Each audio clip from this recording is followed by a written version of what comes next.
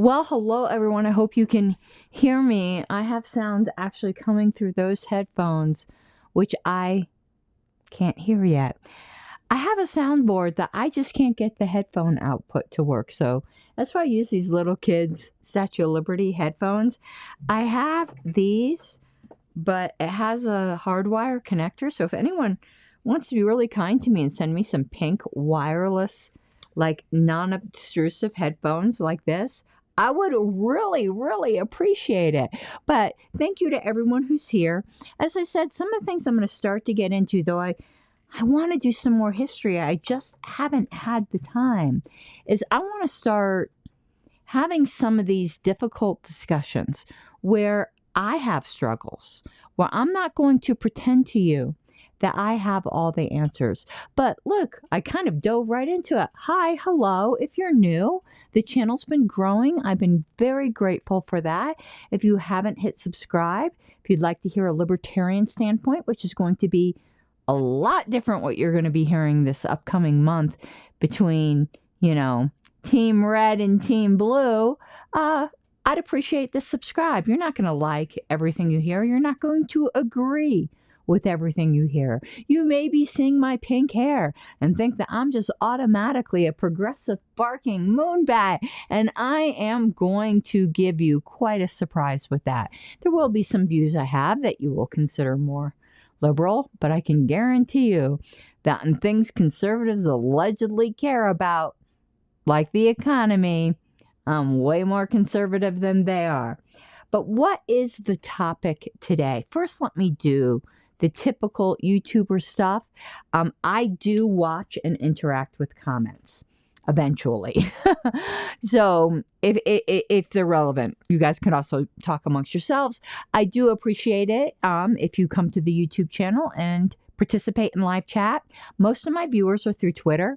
I don't see Twitter comments. So if you are making comments on Twitter, I'm not seeing them. I'm sorry.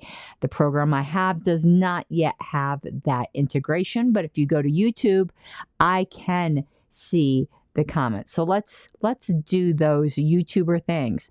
As I've already said, I really would appreciate it if you would subscribe. And then if you're really motivated, you could hit the like. You could also hit the dislike. It's algorithm, baby. I prefer a like. Obviously, we all like our ego stroked a little bit, don't we? Ooh la la. But, interaction is interaction. You can follow me on Twitter. It's the only social media I use. I am Karen Ann Harlos on X Twitter, and it can get a little spicy. So if you're not the mayonnaise type of person, if you like a little spice in your ice, then you will maybe. you might like my Twitter 99% of the time.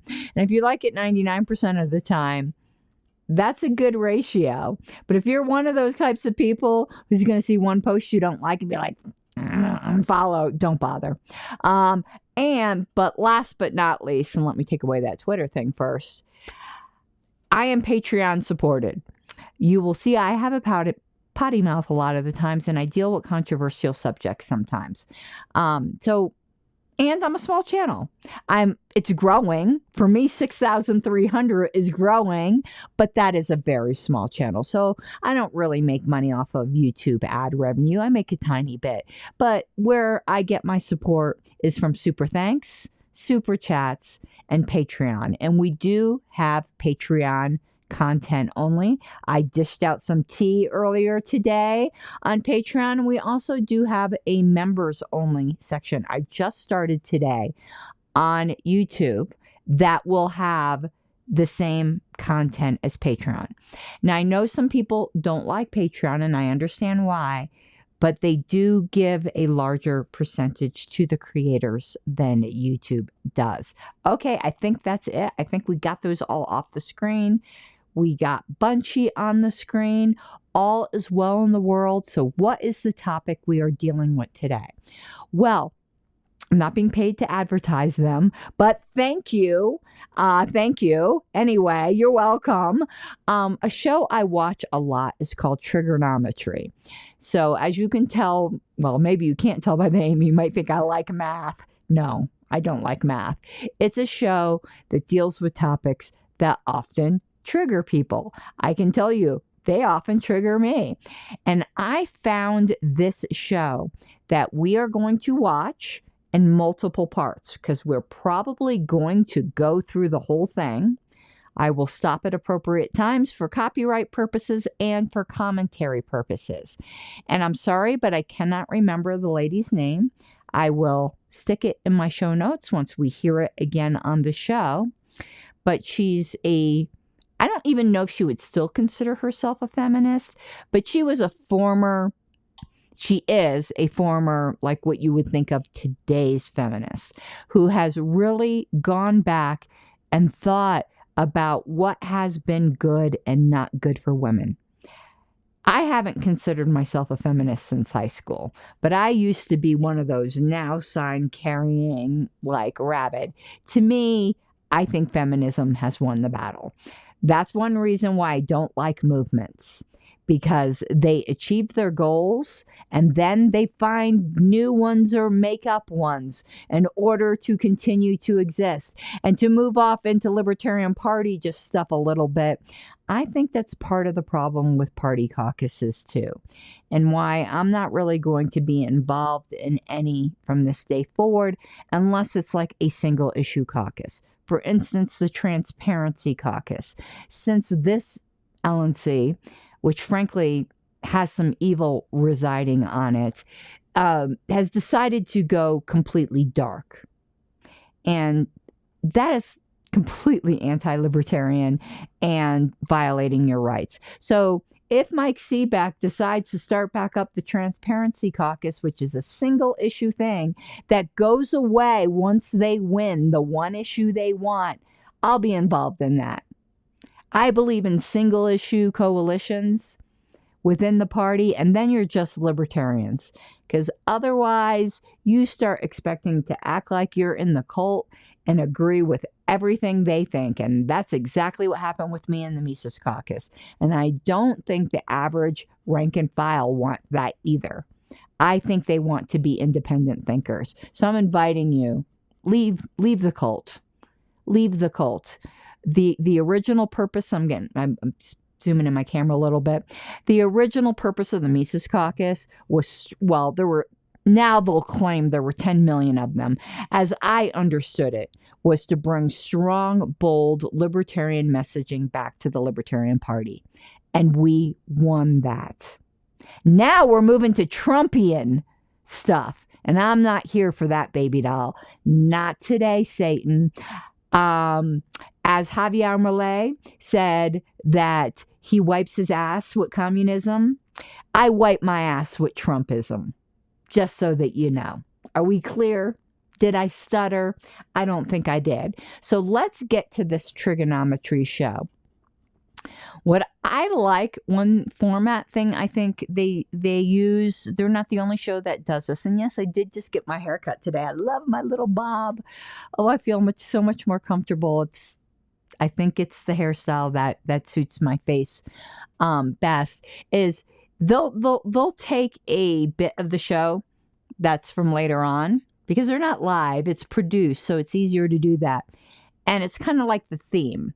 And I'm going to let this theme play out, and I'm going to tell you where I'm at, which might be a little bit surprising to you.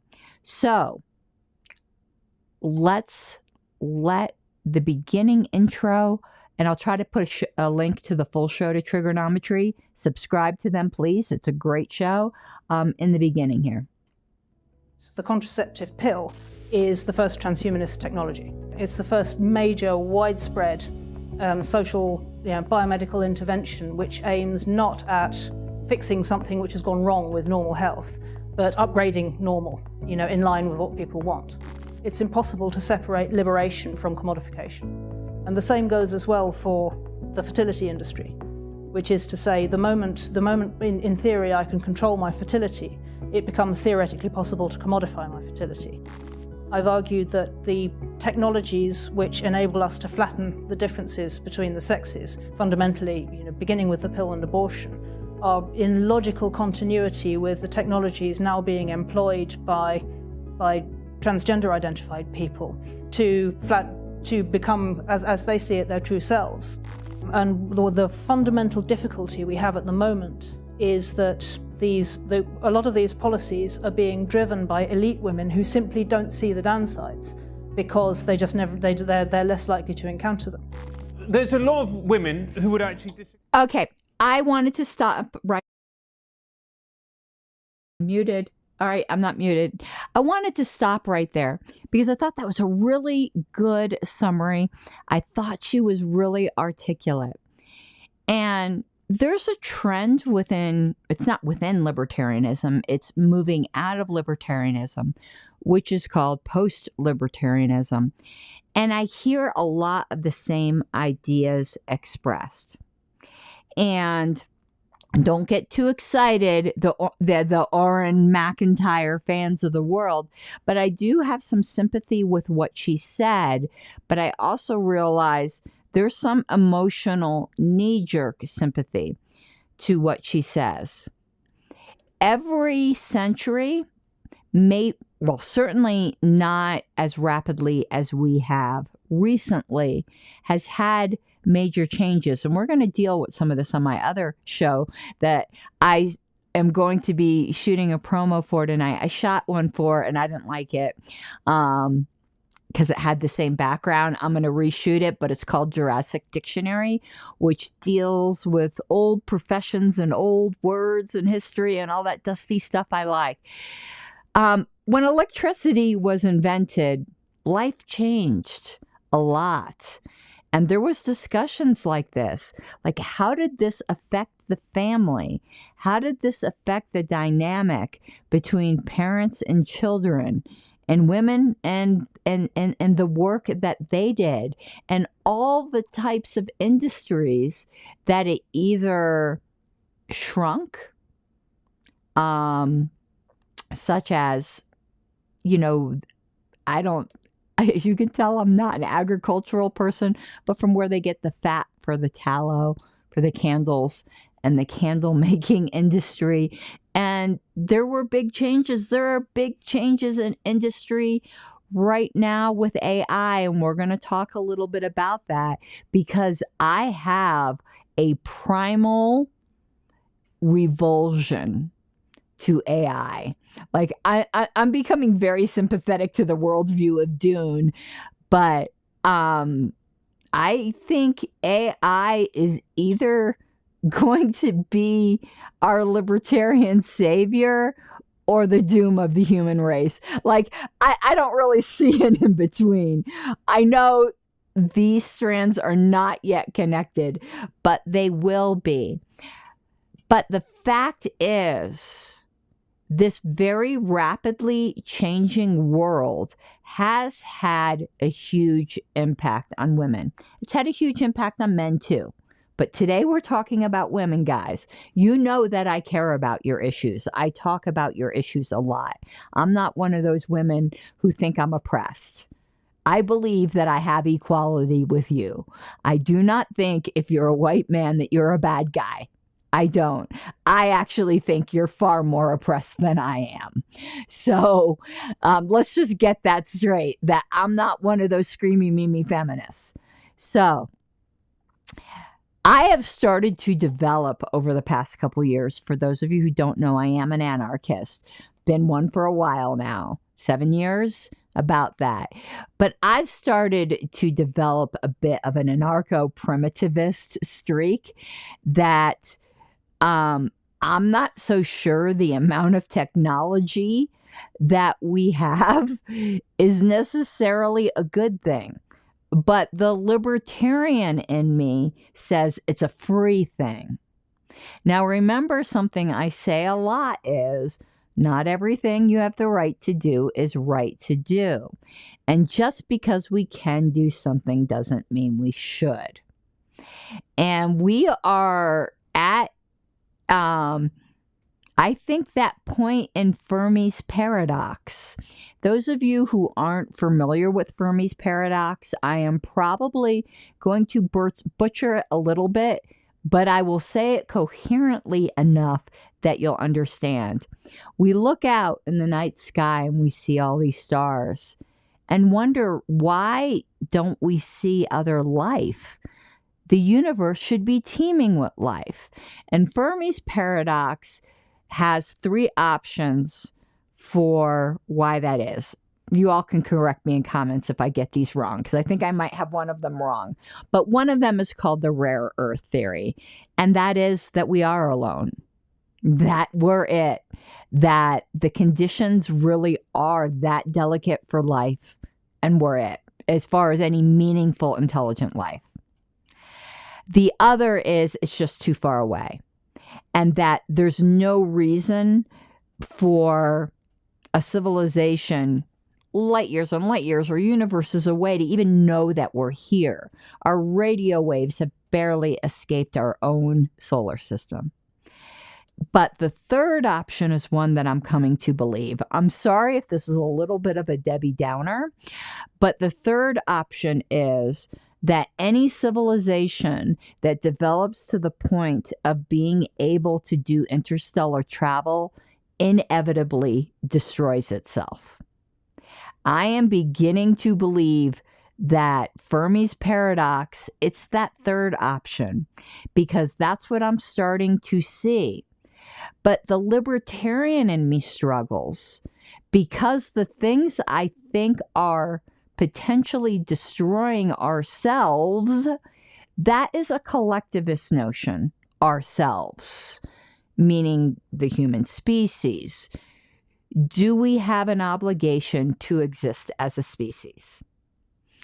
If people make individual choices, which added together add to the fact that we're not around anymore, that to me is now the new libertarian paradox that I don't think we ever encountered before. For instance, when you start getting into the field of bioethics and CRISPR, if you don't know what CRISPR is, it's a way that you can edit genes, and a lot of people talk about it with designer babies. We don't really know the implications of that. Do we need to expand libertarian theory out further to have more certainty as to what the potential harms are for the future? Perhaps that's it. Maybe that's why I'm kind of adopting the Dune mindset, which is like this guy, anyone who's a big Dune fan knows it's like this weird mix of medieval and modern, but all of the really highly advanced things that they have come from developing the human mind and keeping the human mind and humanity front and center rather than machinery. So that was the introduction, just to show you where I'm at, is that I'm a little bit sympathetic. I'm a little bit sympathetic that we went too far, but my libertarian side is saying, says who? For a while, I was really, really into all of this stuff. For a while, I was a big transhumanist. And as a libertarian, I really can't see a reason yet, a libertarian reason why that's not an acceptable option. But is it? So this is like my current struggle. I think way too much. I think about this kind of stuff all the time. So let's continue. And if I did my settings right, it will start right back off where she left off, and they were going to start asking some questions. Okay, here we go. And I don't understand H. Reardon's comment, so if he could explain it, I will interact with it. I agree with you who say, look, I live in a society which is freer than ever. I have more choice than ever before. I can pick a wide range of careers. I can choose when I want to have a child. Surely these are all positive things, Mary? Yes, but they're not without cost.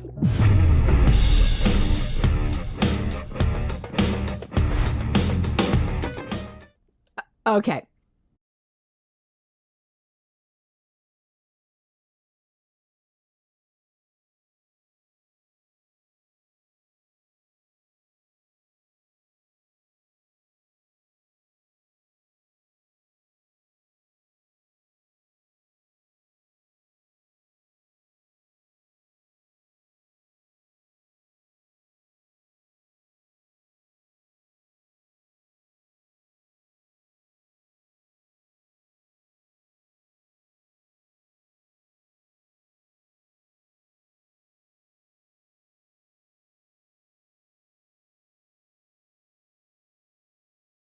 Still muted. Okay, I'm so sorry. You guys got to keep reminding me of that. And I need to move that light. Now I can see. Sorry about that. And I don't need to mute because I got headphones on and there won't be an echo. Derp. Okay, we're back. We're back. Okay, sorry about that.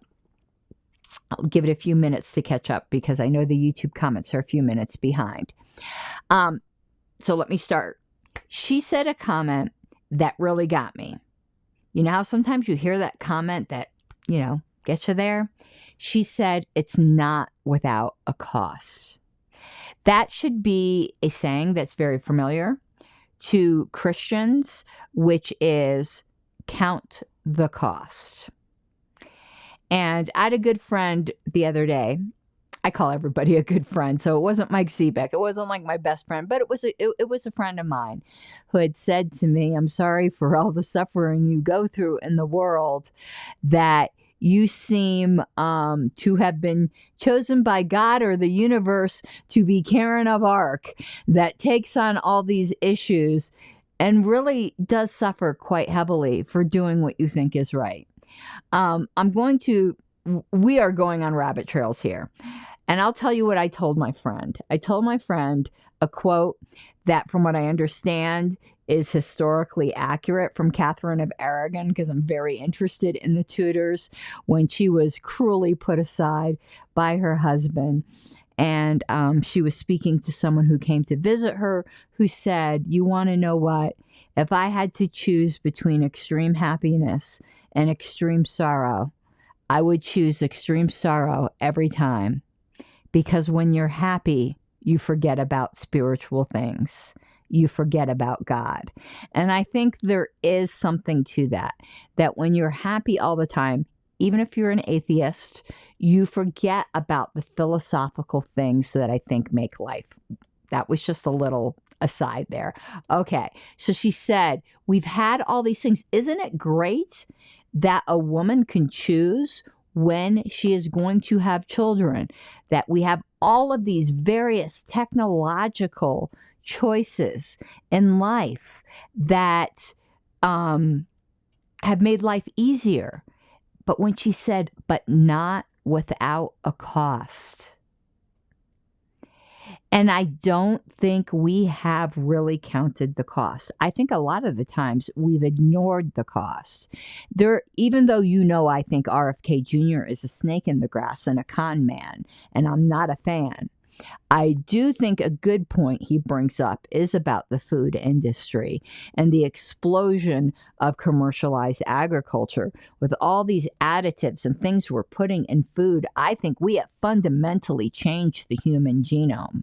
I don't think we are exactly the same species that we were before the Industrial Revolution. That might sound a little wackadoodle, but I do think, I don't know. I think men were manlier back then. I think we are feminizing men with our food. I think we are masculizing women with our food. Okay, that also was just a little bit of a tangent, but that's just at least questions to ask. What is the cost? We have this convenience, but what is the cost? Let's continue. This is, I'm hoping to be a bit of a deep conversation. I'm loving the comments. I'll have to look into, Daniel, I'll have to look into Christian transhumanism, but I'm telling you, I am turning into a bit of a primitivist. Don't worry about it. Not like a Timothy McVeigh type of primitivist, but I'm getting much, much more in that direction. That is why I was a member of the Wild Caucus for a while. Okay. Skitu says, as far as the masculization of women, and the feminization of men, that it's about buying into woke ideologies. I think it's reverse.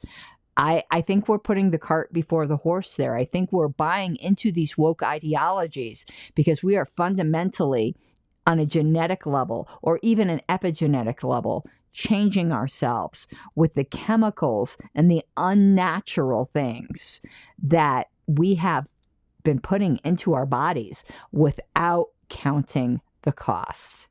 Okay, let's continue. This is just the Hello intro. and welcome to Trigonometry. I'm Francis Foster. I'm Konstantin Kisin. And this is a show for you if you want honest conversations with fascinating people. Our terrific and returning guest today is a writer and the author of the upcoming book. In fact, it's out already here in the UK. It's called Feminism Against Progress, which is exactly the kind of feminism we like on this show. Mary Harrington, welcome back to Trigonometry. Thank you for having me again. It's a real pleasure to have you on. How have you been? You've been writing this book for a while. It's been a very strange sort of hiatus for me because the book, obviously, I finished writing. Okay, we're going to stop for a second again for copyright things. I don't like the title. I don't like the title Feminism Against Progress. I really wish she had titled it Feminism Counting the Cost or something like that. Because being against, I don't know, this is the struggle myself. I just got done telling you I'm turning into a, oh, it's cute. You thought it would really be about math. You don't ever want to hear me about math. This is about getting triggered. Should feminism really be against progress? And let's say feminism should be against progress. What if progress benefits men but doesn't benefit women? Why should we only be concerned about the benefit of women? That's not what she's saying, but just wanted to comment on the title of her book, which I am going to get, but let's continue. Late last year. And then there's this period where you go through it and you check to make sure, people tell you off for your sloppy footnoting and it goes through the whole post-production process. And then you just have to wait.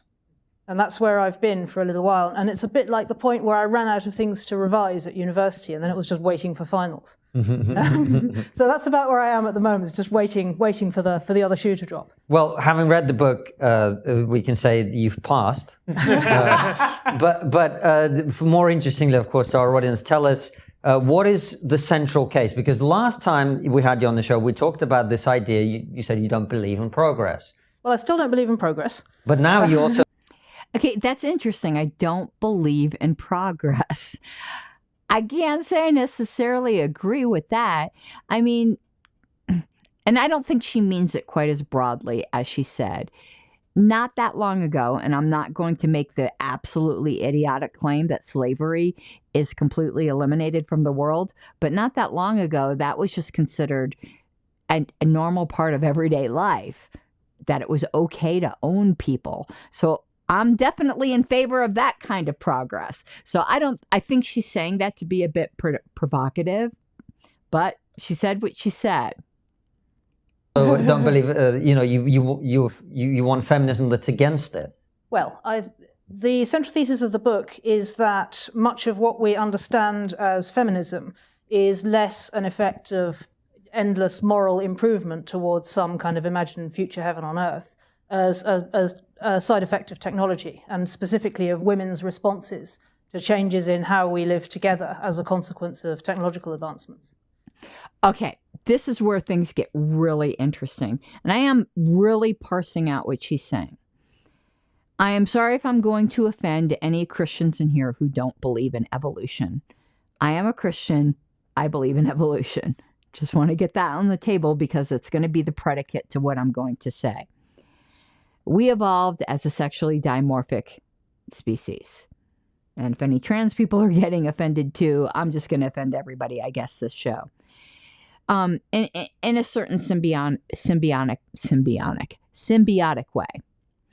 And the type of progress that we've seen rapidly accelerating is flattening out the differences between the sexes in a way that's just way too rapid. It's way too rapid for us to survive, I think. And that's where we start getting to Fermi's paradox, I think. In the past, there was a really big distinction between the sexes. And I don't think it was that women were chattel and always treated horribly. They were certainly treated differently. And there were certain biological and just real life implications for that. But we've flattened that out artificially when those deep down biological realities still exist. So, Ski2 says, I don't believe, I'm going to put this on the screen. I like doing this rather than just reading it. But I lost my mouse. Oh shit, where'd it go? I use a trackball. Ski2 said, I believe in an inevitable social progress. I don't believe, inevitable social progress. Regression is a real possibility, and we've probably progressed past some things that should have been retained. I agree, though theologically, I do believe in an inevitable social progress. But I do think we take 3 steps forward, 2 steps back a lot of the times. And we do lose some things along the way that we need to go back and go, whoops, we left that back there. We need to go pick that up. And I realize some things I'm saying may not be new, but it's new to me. So it's kind of interesting when I see people say, oh, what you're saying is what X said. And I go, well, that's cool, because it confirms that whenever you think you've come up with something new, you haven't. And if you have, you're probably crazy, because we're not all that different and we have very similar thoughts. And it's nice to rediscover the same thinking that other people have had. So let's continue. Oh, and before we continue, this is obviously going to be a show in multiple parts. That's why I put part 1. As you can see, the show's an hour long that I'm reviewing. We might not review the whole show if it gets repetitive, but we might, because I think this is a really important topic. It's an important topic for women. It's an important topic for libertarianism. And I think it's one of the issues that turn people into the asshole version of the red pillars. I'm not saying all red pillars are assholes, but we all know the version that I'm talking about. And I think it's creating a lot of post-libertarians. And so the book traces the development, traces women's responses to first the Industrial Revolution, and then more importantly, from the point of view of my case against progress, of what I call the cyborg revolution, which is much more recent and is really everything which has come since the contraceptive and the digital revolutions in the mid-20th century.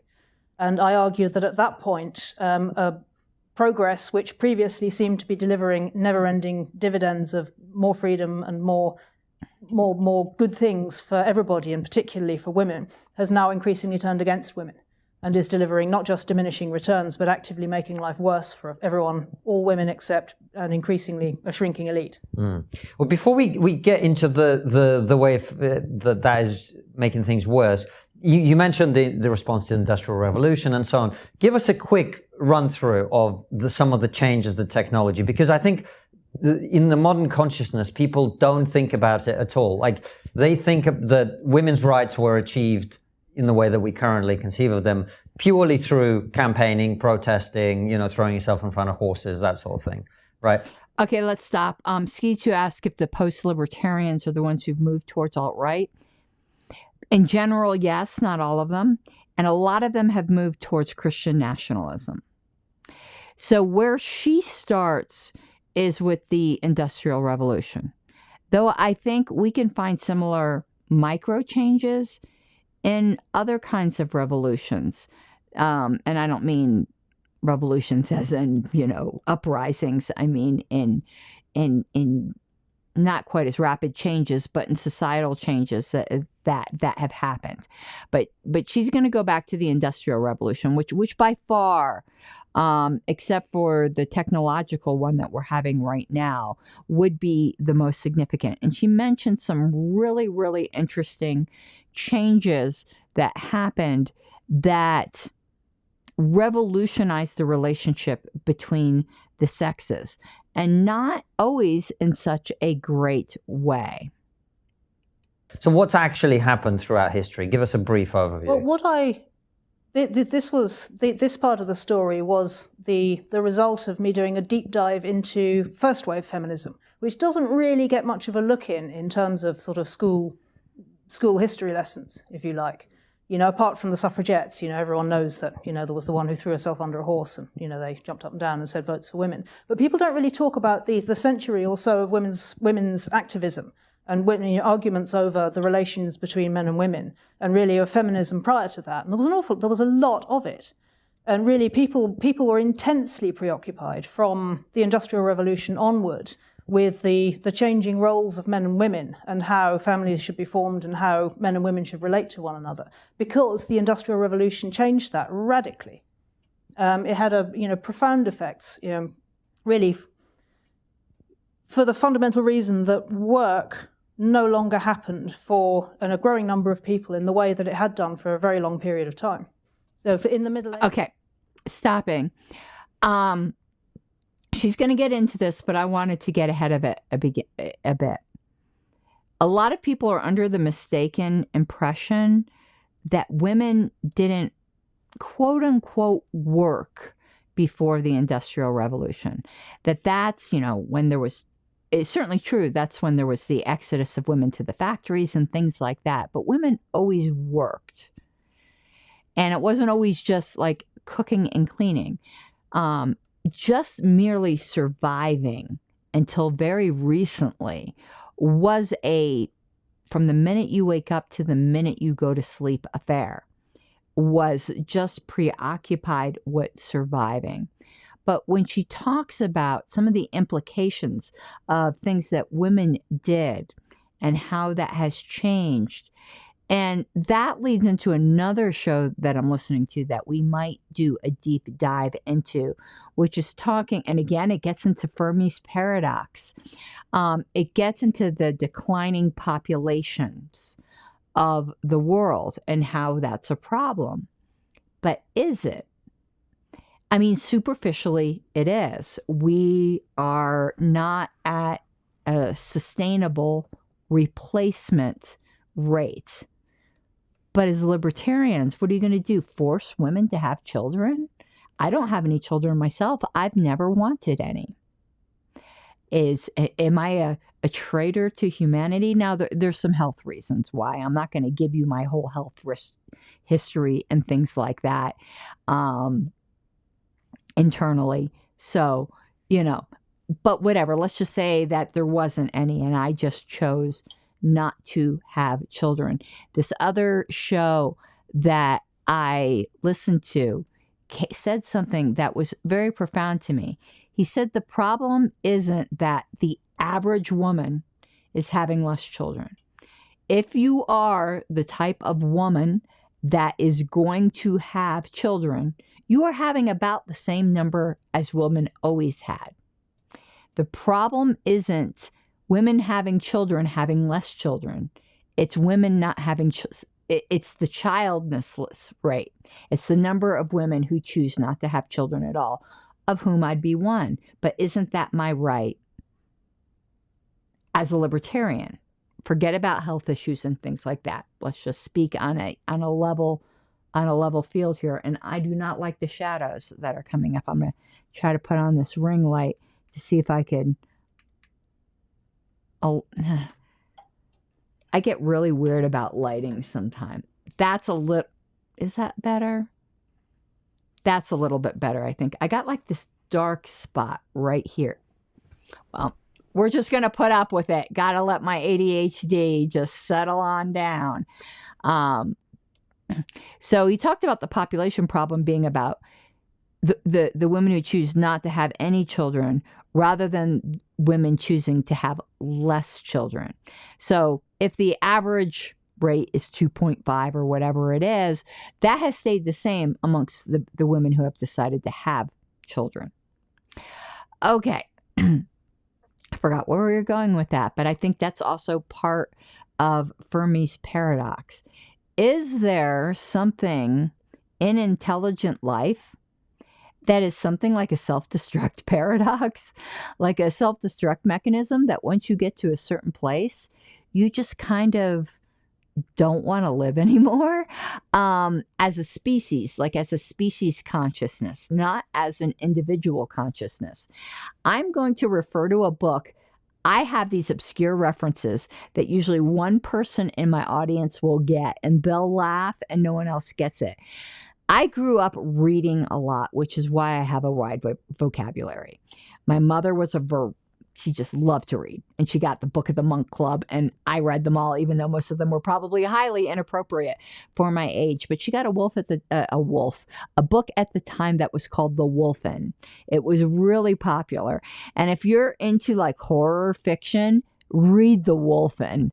It is a great book. Of course, it's very dated. I think it came out in the 70s, but it came out about the same time as The House Next Door, which is another great book. But in The Wolfen, there was an old police officer, and these wolfen were these like mutated creatures that could crawl up like skyscraper walls and stuff. And when one of the wolfen came in and sensed this elderly or older police officer, the police officer had in his mind the image of when he was hunting an old bull moose. And when he got ready to shoot the moose, he got the sense that the moose was just ready to go, that there becomes a time in progress when the tiredness sets in, when the it's time to end sets in. And I've wondered ever since I read that book, and I read that book when I was about 11 years old, if there isn't some kind of natural expiration date in intelligent species. And it doesn't mean any individual person. It's just something that happens amongst the species. Is there an expiration date? I know it's kind of a heavy thing to think about, but any of you who've read The Wolf, and you might remember that scene. It obviously had an impression upon me that I'm remembering it well over 40 years later, probably. It's probably been about that long. But read it if you haven't. Also, The House Next Door. House Next Door is so great. I remember Pie, who lived next door. Okay, let's continue with the conversation. Oh, also of that time, if you like horror ones, this is American Gothic horror. I've referenced this book before, but it's called The Dark Secret. Well, it's called Harvest Home, and it was by Timothy Tryon, and they made it into a TV series. It was Betty Davis's, I think, last role. But the book itself, Harvest Home, if you like American Gothic horror, wonderful. Okay, I don't remember who wrote the Wolfen, but it's the only book by that name that I know of, so check it out. Most work happened in the home. And both sexes worked. It's a mistake to imagine that women only entered the workplace, or women only worked from the mid 20th century onward. In fact, that pretty much has it backwards. Almost all women, apart from very, very, very aristocratic ones, worked in pre-modern England, because most work happened in farmhouses and in artisan in the house in what historians call a productive household. So that might have been a couple and possibly extended family members as well, producing subsistence goods for the family, possibly producing artisan goods for sale, possibly, producing goods for use within the family. So in a farmstead situation, that might be the men producing raw materials and the women processing those into fabric or food or, other goods for the family. And a huge amount of that just... Want to stop her there. And this is why sometimes I claim, though I'm kind of stepping away from this, for a while, I'm not going to say not a fan of the nuclear family, but I didn't think the nuclear family was as necessary as some people think it is. And I still am of that opinion, but just not as strongly. She brought up a good reason why the nuclear family was so important in the pre-industrial revolution, because each household was basically a mini factory. It was a mini city. They produced nearly everything that they needed themselves from scratch. And what was left over, or if they were blessed to have a large family or someone with a lot of skills, they would sell to other families or barter with other families for other items. We don't live in that world today. I don't have to spin my own cloth. Wayne doesn't have to go out and milk the cows. So I don't think the idea of the strictly nuclear family, the way it was envisioned, and we try to keep envisioning it today, is as important, because we do not do production in the same way. And in that way, I'm kind of opposite to what she's saying. I don't think it's quite as important. It might be important relationally and emotionally for a connection between the sexes, but it's not as important in a survival sense, in a basic subsistence survival sense, the way it was then. And I don't think we talk about that a lot today. Happened in the home, and women who were mothers would have done that with kids underfoot, and the kids would have chipped in as well the moment they were old enough to do it. So that's the sort of pre-modern template for a productive household. But when you think about what happens when so much of that work industrializes, it changed things radically, and particularly for women. I've taken the example of textile making because for tens of thousands of years prior to the Industrial Revolution, that was always women's work. And there are historians who've looked at textile making, throughout the millennia, and argued that it's historically been women's work because it can be, you can raise a loom off the ground so it doesn't your baby doesn't eat it. It's semi-interruptible work. If you're flinging a shuttle back and forth, you can stop because the baby's about to climb into the fire or whatever. And it's social as well. So you're not just stuck at home on your own with a baby. So it works. It makes sense for you if you've got kids underfoot for women to be doing that. But now if you think about what happens with industrialization, suddenly textile making, the spinning and the weaving are both done via heavy, expensive industrial machinery, which has to be centralized in a factory. So instead of making textiles in the home, suddenly, even if you're a woman and you want to go on textile making, you've got this decision to face. If you have a breastfed baby at home and suddenly you have to travel some distance away and work a 12-hour shift in a factory, what do? It's a problem that you never had to face before. So this is just one way of illustrating the fact that work and the home separated in a way which actually reduced women. Whoa, I didn't mean to go that way. I meant to go this way. Okay, I'm going to answer Ski 2's question. How would children be raised otherwise in what I was saying about the nuclear family? There are many ways to raise children. That's not the only way. We're going to go really libertarian here into the moon is a harsh mistress. Remember line marriages? That's how children were raised in that book. Now, I'm not trying to base a real life philosophy upon science fiction, but just to show that it's not that difficult to imagine other ways that children can be raised. Now, is that the best way for the children? That's another story. But there are many ways for children to be raised. There's also very dystopian ways. We could look at A Brave New World, where they were all done in test tubes and raised in factories to be alphas and betas and omegas. But there are multiple ways that children can be raised outside of a nuclear family. But when the family itself is mini industrial sectors, the way she described, it makes a lot of sense. And this radical upheaval that she's describing, also, that is pretty shocking. What do you do when you have a breastfed baby at home? You want to continue in textile making. But the Industrial Revolution all of a sudden separated industry from the home. This is when it started.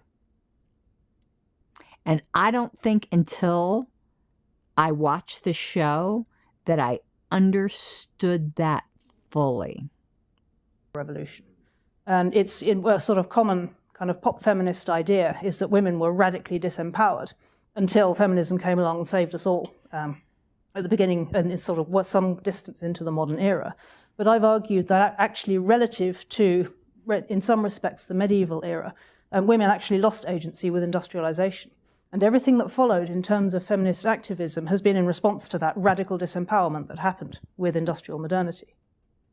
So, and looking at the 19th century, that took two distinctive forms. On the one hand, there were women whose activities at home were now just confined to spending money and looking after kids, who argued that no, actually, the work of the home is good, actually, and we need to make sure it's still valued and it's not treated as second class. And this was the so-called cult of domesticity.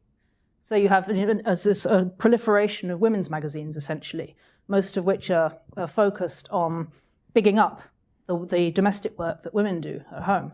And feminist... Okay, we're going to stop for a second there.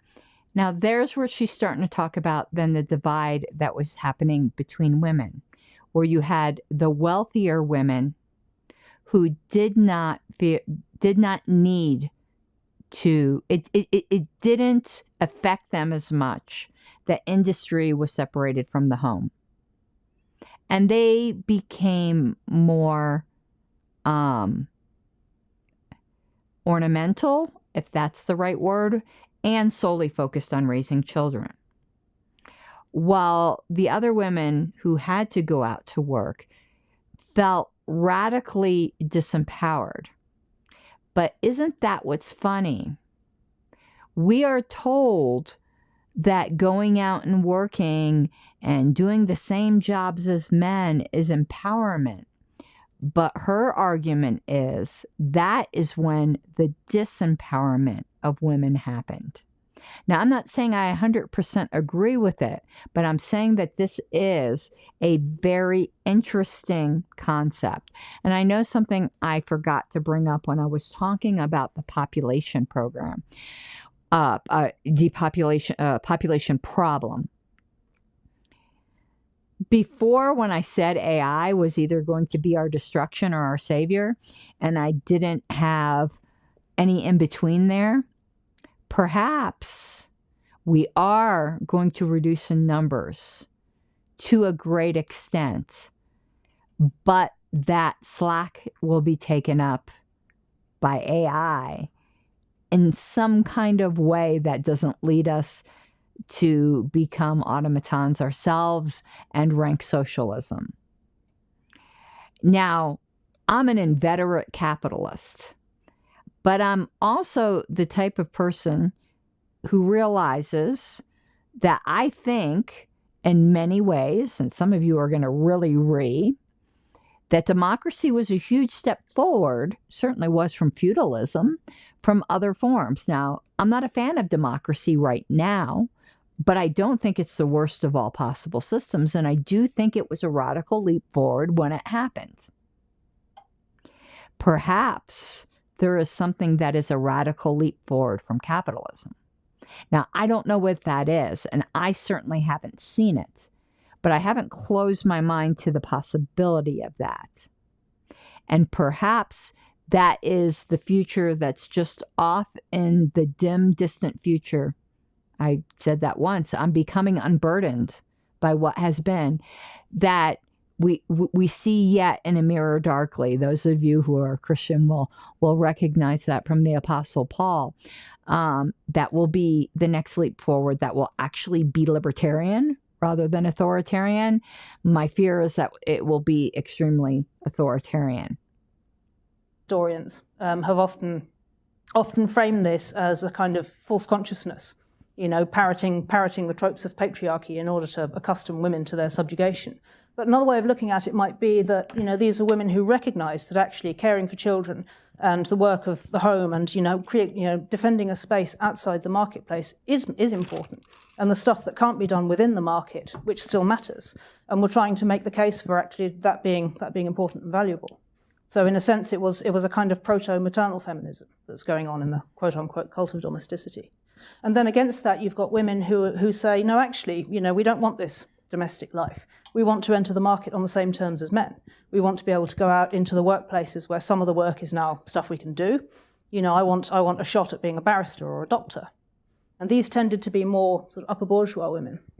And so you have this sort of bifurcation of, there are women who push for greater valorization of care, and then there are women who push for women to have personhood, understood as being an atomized market participant on the same terms as men.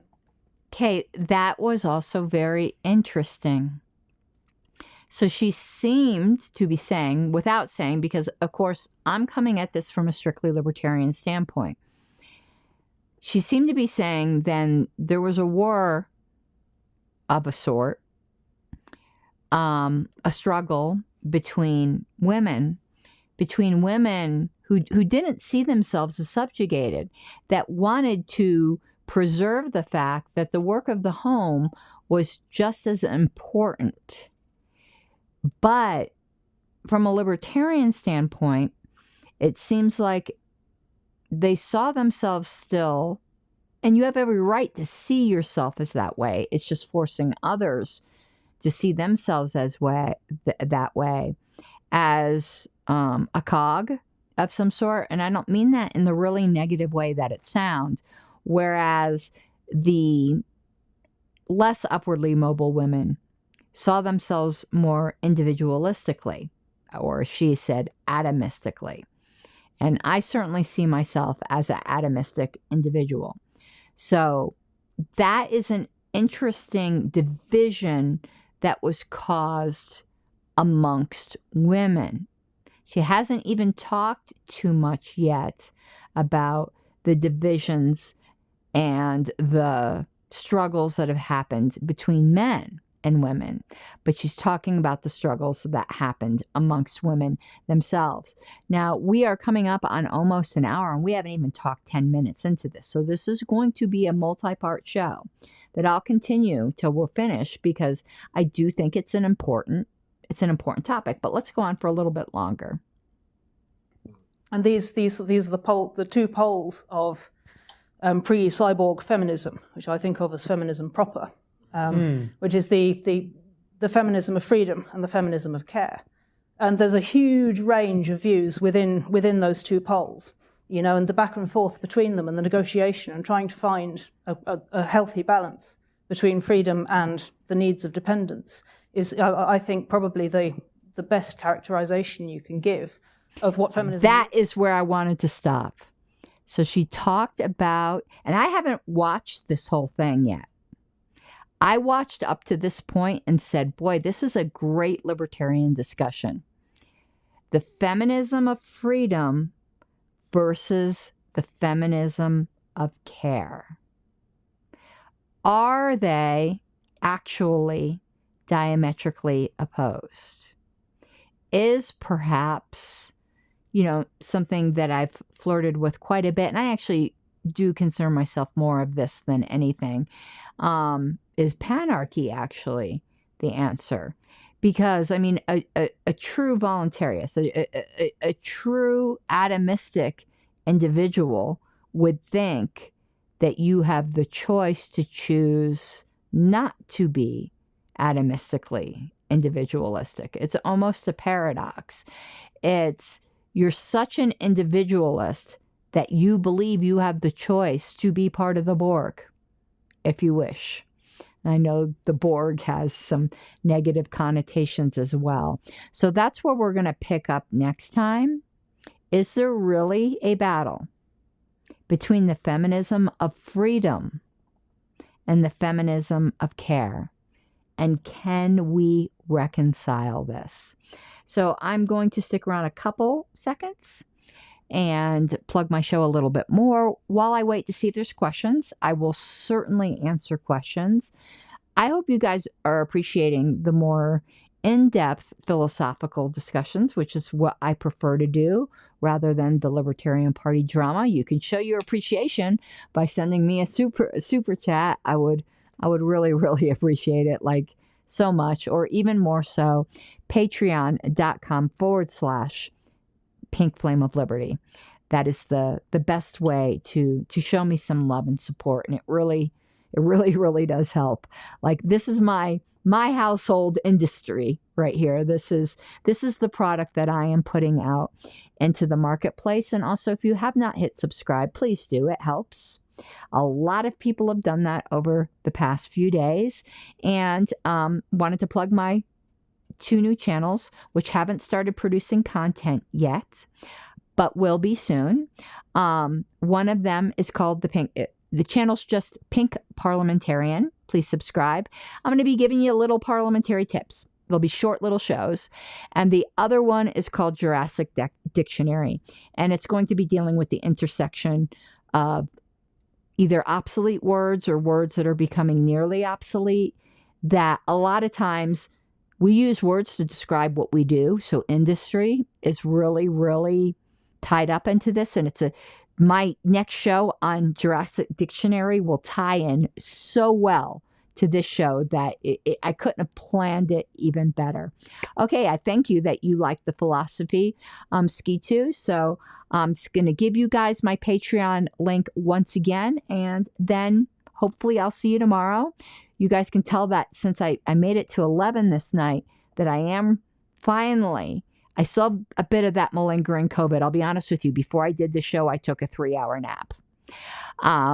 So patreon.com/Pink Flame of Liberty. Otherwise, hopefully, I will see you tomorrow. I might have something planned. Something's like in my head that I had another obligation, but I can't remember. Have an awesome night. Mi guapas de libertad. You gotta take what you're given, that's how we live it. Don't be mad at the system, it's simply how we've existed. I hear a lot of people talking like they politicians and choose to be an accountant because it's safe in the business, not because they want to